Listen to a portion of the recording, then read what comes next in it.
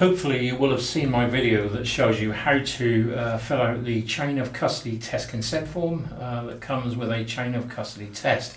So we've already filled the form out, so we're going to move that to one side and I'll come back in a little while. The other components you're going to get with this kit, you're going to get a postage bag and the address of the laboratory is clearly stamped on that, and that's first class paid. I'll cover that again as we go through the testing process, so I'll put that to one side as well. And inside the bag here, components, the rest of the components to the urine chain of custody kit. We've got a little bag here, a transit bag, which is where the form and the vials of urine are going to go. We've got a little pouch there, which is where the vials themselves are going to go before they go into the transit bag. We've got two monovet syringes. We've got two little straws. We've got two caps that are going to go onto the monovets, and we've got a little pot. So if you've taken a urine sample, which we did in this first line urine test, I actually don't need this pot because we're going to decant the urine straight from the one we have there, so I can put that to one side. Just a little tip with this before we go any further. With the little pouch, there are a couple of little slots in here where the tubes are going to go, or the vials are going to go. Just a little tip before you do any of this: take these before they're full of urine. Just open the little pouches up either side. That'll make it a lot easier for you to get your samples in when you come to put them in to send them off to the laboratory. So I can now move that and that to one side as well, and we'll come back to those in a minute. So we've got our sample of urine. I'm now going to show you how to use the monovet system. So it's important that the person urinates up to the minimum fill volume line on your initial test, in your initial test pot, and the monovets work like this. So we unscrew the little yellow cap from the top. We push one of these little straws onto the cap, and we now syringe the urine up into the vial.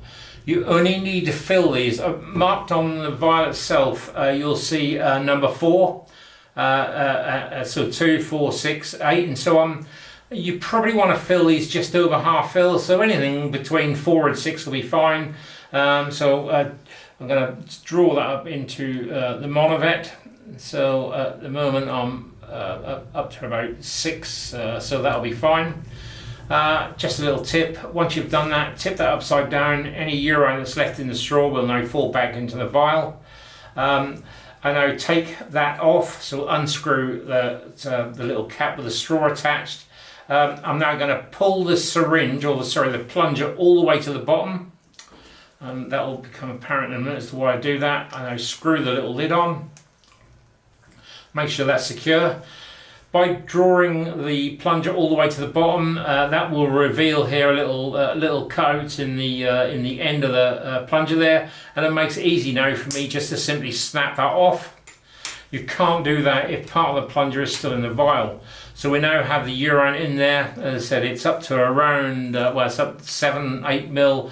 As long as it's just over halfway, that'll be fine. So we do that, and we repeat the process with the second vial. So let's draw this up into here. So just as I say, just over halfway is fine. Tip it upside down, let the urine seep back into the vial. Take that off, pull the plunger all the way down to the bottom. Put the little white cap on the top, secure that, break that off. And we now have the urine in the two little vials ready to go off to the laboratory. I can now get rid of this, and at the end of the process I'm going to ask the donor to take the urine, any urine that's left in the pot, take that to the toilet, tip it down the toilet, and then bring the pot back so it can go into clinical waste. So I've now got the 2 vials of urine ready to go to the laboratory. I'm going to come back to my test consent form, which is here. And remember, when we did this, we asked them to initial and date the 2 anti-tamper seals at the bottom, one marked A and one marked B. So I'm going to take these off one at a time, and I'm going to fix them to the vial. The important thing here is that the letter on the top of the little label has to go onto the white or the clear plastic lid that we placed onto the vial itself. This one is the letter B, so I put the letter B onto the little cap, pull this down either side, So the urine is now in there, the tamper-prevent seal has been signed by the employee and dated, and we repeat the process with the second anti-tamper seal.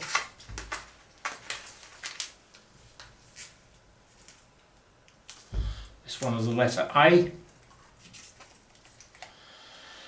have to be really careful with these, that when they're received by the laboratory there are no rips or tears in the seal that goes all the way over the top, so we have to be careful how we handle these when we now put them into the little pouch to send off to the laboratory. So I come back to the pouch that that I mentioned earlier, and because I've already kind of made the little holes in there slightly bigger, it's going to make it a lot easier to get these little vials into, so they just slide in there nicely. Just be careful that you don't tear the seals as they go in. So we've got both little vials of urine in the bag, one marked A and one marked B. We now take our transit bag, and it will tell you what goes where. So there's two parts to this bag, there's a front part and a back part. So the paperwork goes into the back part and the vials of urine go into the front part.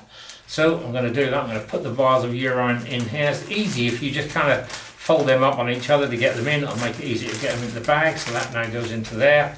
When we come back to our form, it tells you on the form what goes where. The top copy, return to lab.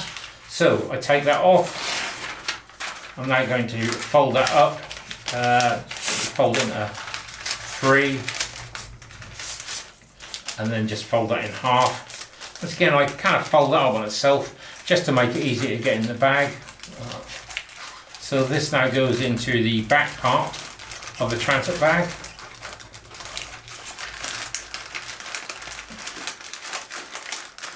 A bit tight getting in there, but just take your time, that will go in.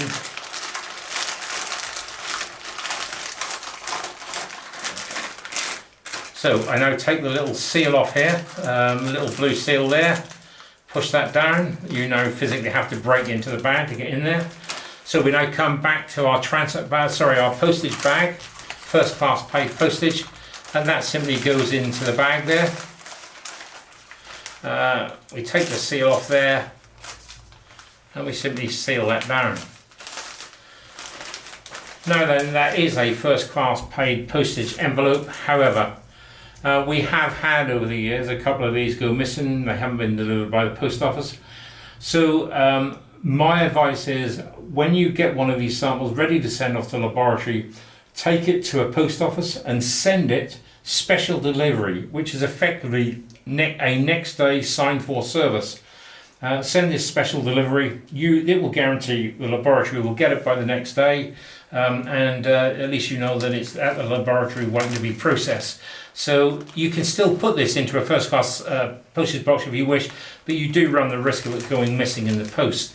So we come back to the form again. Two other parts of this form. The yellow copy is the employer's copy, so that's now going to go off to HR. And what I do is I take my first line test consent form that we filled out when we done our first line indicative test. We staple that to the chain of custody yellow copy, and that goes off to HR. And the pink copy is the employee's copy. They're entitled to have a copy of what's happened in the room. They may ask you if they can get their own sample tested. If they wish to do so, you will need to get a written confirmation from them that they wish to proceed with getting their own sample tested. You then let us have that. They also then tell you which laboratory they want their sample sent to. Once we have this information, we then contact Claritest, and Claritest will then contact the laboratory of the employee's choice, and the two labs will work it between themselves. It generally costs somewhere around £200 to £300 for somebody to get their own sample tested, but if they wish to do so, that is an option for them. And that is how to complete a chain of custody test and send samples off to a laboratory.